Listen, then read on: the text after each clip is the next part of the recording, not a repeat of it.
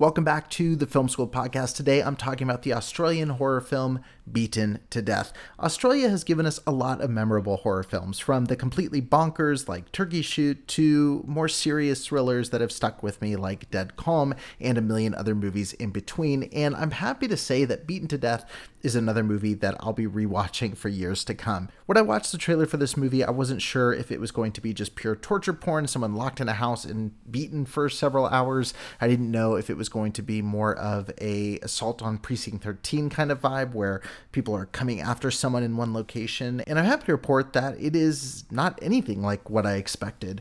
Instead, it is a taut game of cat and mouse that takes place over the Australian countryside as our main character is chased down by some pretty aggressive antagonists throughout this movie. Now, the movie has a couple things that I was nervous about when it started. Immediately starting in the movie, there is one of those time jumps where you go, I think it's 48 hours earlier. And the movie has this throughout. It goes jumping from one time frame to another. In the hands of an amateur director, doing something like this and using filmmaking device like this can not feel earned, and it can get really hard to follow movies like this. But I have to say that Sam Curtain, the director of this film, is no amateur. He clearly knows what he's doing. He understands the craft. And I have to say right off the bat, and I'll say it again later on, if you do not like this movie, you cannot say it's because it's poorly made. This movie is executing at a high level in every area, from the direction, especially to the performances, which I think carry this movie, and I'll talk about in a minute, the effects and the cinematography, which all are standouts. This movie is firing on all cylinders. And again, this movie will not be the cup of tea for most audience goers. I would say if you are someone who does not enjoy dark, cynical, horrific movies, you're going to have a lot of things you have trouble latching onto within this film, but you have to respect the craft that's gone into this. Again, as I mentioned, the format of the movie could be a recipe for disaster, but in the hands of the director and the writer of this film, this movie just keeps moving along in a way that's understandable. You care about the characters, and it doesn't let up. It's no accident this movie's called Beaten to Death because it doesn't pull any punches. It's visceral, it's gory, it's brutal, and you do not get a second to take a breath from the minute the movie starts to literally the final shot of the film. It is really well paced, really exciting, and I'm serious, there are some things in this that even I, as a hardened horror fan, winced a little bit at throughout this movie.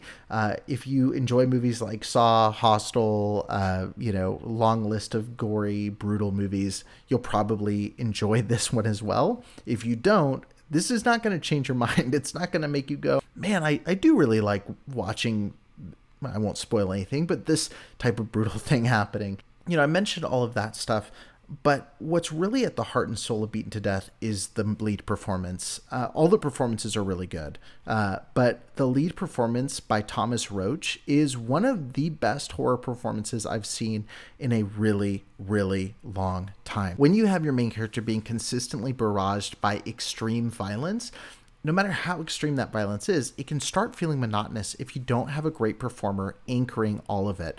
So when you look at the movies that do this best, like the Evil Dead franchise with Bruce Campbell or 2017's extreme movie Revenge with Matilda Lutz, actors that are able to really play that range of emotions well, your movie is going to be struggling. And again, this movie's firing on all cylinders. Thomas Roach has a lot thrown at him. He has a lot to chew on in this movie. He's got a lot of emotions he has to pull off, a lot of range of pain he has to express feeling, and he does that so well.